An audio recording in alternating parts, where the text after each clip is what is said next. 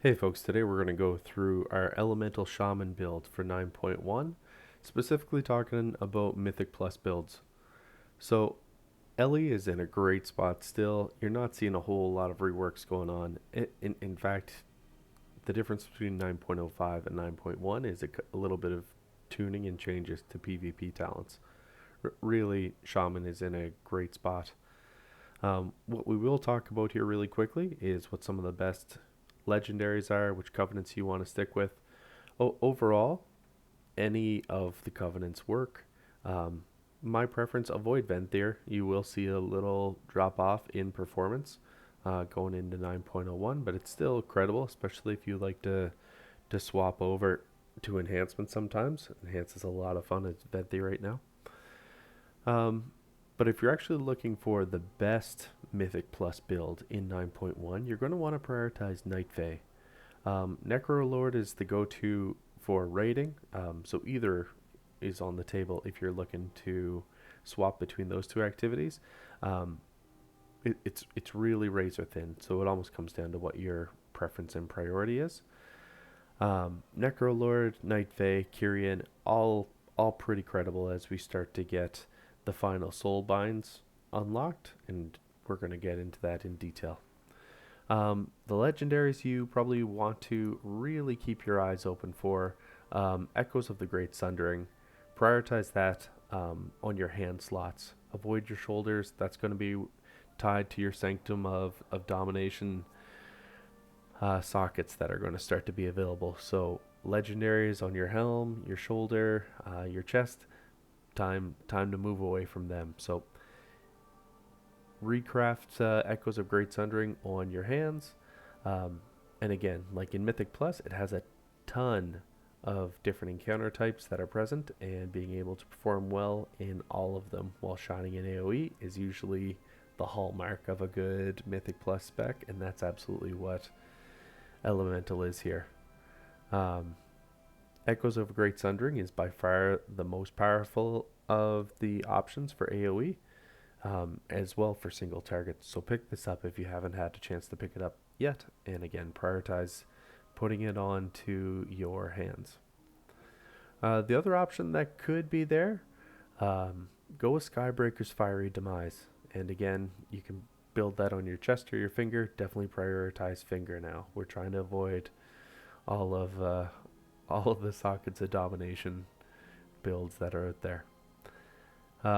Really, the Skybreaker's Fiery Demise is really strong in scenarios where you're either looking at trash that lives for a long time, on fortified weeks, or in groups that you have to coordinate popping major cooldowns with large groups of trash. So it's fantastic. Shines really well when you're able to maximize your storm elementals, and we'll talk about that in a moment as we get into the build. So this build's really set up that you can see on the screen to optimize any kind of cleave or AoE based fights, large trash pulls, or Mythic Plus in general. The combination of Storm Elemental, Primal Elementalist gives you some Eye of the Storm spells, which are actually fantastic for burst AoE. Allows it to sit on the absolute top. This is a really fun time to be playing Ellie in Mythic Plus. Tier 1, it really comes down to personal preference. They're all kind of aimed at single target damage. Really, Earth and Rage has any power at all while you AoE, so skip most of these. Just stick with Echo of the Elements here. So I'll go through my build really quick. 2-1, 2-2, 1-2-2. So pretty straightforward build, and it's a lot of fun. I gotta be honest with you. Tier 1, like I mentioned, totally focused on single target. Echo of the Elements is solid at 3 targets or less, but none of the talents really have a good use above 3 targets outside of the passive damage that Earth and Rage provides. On Tier 2, Aftershock does sit slightly on top if all of your targets are standing still, which doesn't happen with a lot of high level dungeons. Echoing Shock is neck and neck with it, and it's one that I usually prefer to go with. It just really comes down to what you prefer and if you actually are trying to minimize your globals or what you like your rotation to look like. Elemental Blast, it's totally a single target focus talent. Don't waste your time on it.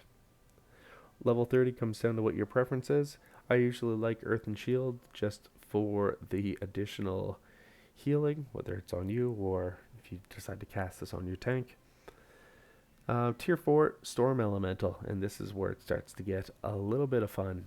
Because you did go with Master of Elements occasionally in the past, because it used to have some AoE value, you can roll with that for a bit. But as you start getting further up, Storm Elemental, it's really good in a variety of situations where Master of Elements is really only good in one or two. Um, Storm Elemental is really strong if your targets are moving, especially with Eye of the Storm. It's based on the target of your Storm Elemental, and it's a bit more short-lived. So keep it in mind. But if you're playing with the Primal Elementalist, there's some fun you can have here to stack a few of these up. Although if you do take anything else besides Primal Elementalist, then actually the Storm Elemental loses a ton of value. So keep that in mind if you're going to play with different builds. Tier 5, I usually prefer to go with Nature's Guardian. Maybe if I'm with a certain build, Warriors, where maybe I'd take Windrush Totem, but that's really on the exception. Tier 6, I'm going with Primal Elementalist. Like I mentioned, it's the top talent on the row when it comes to providing AoE damage, and that's really a ton of value. Ice Fury is good at about 3 targets, but starts to fall off once you get above 3. So if you're cleaving, Ice Fury has some utility. And then finally, Tier 7, while all 3 talents are pretty solid from an AoE perspective, Stormkeeper is just far and away ahead of the other 2 options. Like, it's 10% of your DPS. It's absolutely incredible. So it's the only worthwhile option from an AoE perspective there.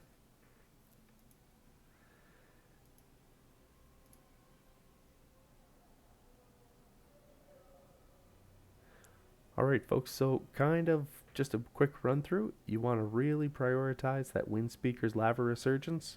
Go with this kind of build for a Mythic Plus, although I'm super interested to hear if we like to do other things. When we were screwing around with the PTR, all of the Covenant legendaries that we're going to have unlocked here didn't do a whole lot of damage really to write home about. So keep that in mind. I don't know. Experiment with them. Let me know if any of them have changed your Mythic Plus build that I ran through here. Alright folks, thanks again for checking it out, and I'll talk to you soon. See ya.